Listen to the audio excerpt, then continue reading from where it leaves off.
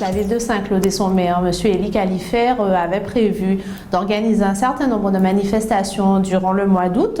Donc ces 2 dernières semaines notamment, nous avions envisagé avec la commission animation territoriale, culture, jeunesse et sport d'organiser une manifestation donc, de mise à l'honneur des acteurs et des professionnels qui ont justement œuvré durant le premier pic Covid-19, donc en début d'année, durant le confinement. Et cette manifestation va être reportée donc à une date ultérieure pour les raisons sanitaires que nous connaissons tous. Donc le Covid est en train de gagner du terrain de nouveau sur le territoire.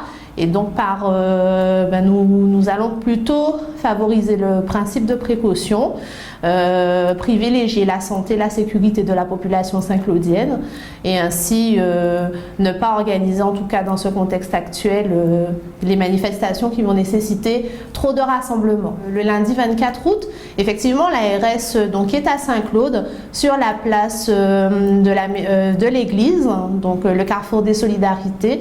L'ARS, en partenariat avec la ville de Saint-Claude, donc met en place les tests Covid donc gratuitement pour la population saint-claudienne et donc c'est un labo itinérant en fait où les Saint-Claudiens pourront venir se tester gratuitement donc au Covid-19 le test PCR.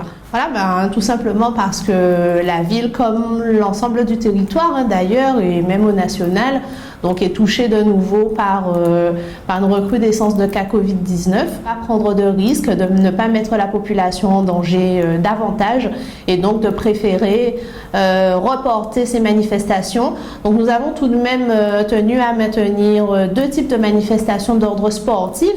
Donc le basket 3-3, donc qui a eu lieu justement ce mercredi, donc pour permettre toujours aux jeunes de garder un épanouissement, mais toujours dans les règles sanitaires avec la mise en place d'un protocole strict d'accueil, donc notamment un circuit entrée-sortie, le lavage des mains régulier, un encadrement fait pour cela. Et bien évidemment, les gestes barrières, le port du masque à l'arrivée sur le site de la manifestation. Et nous avons également maintenu l'inauguration du plateau sportif de Morin, donc qui va se tenir le 28 août.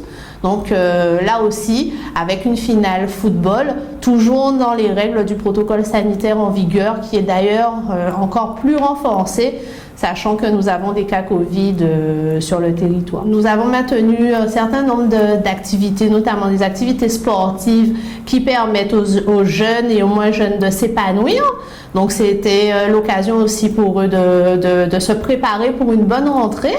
Et la ville est d'ores et déjà préparée sur le plan sanitaire avec les écoles, les enseignants et permettre aux enfants donc d'être accueillis dans de bonnes conditions et avec le protocole mis en place par le gouvernement, le dernier protocole qui a été mis en place par le gouvernement pour les écoles et pour cette rentrée.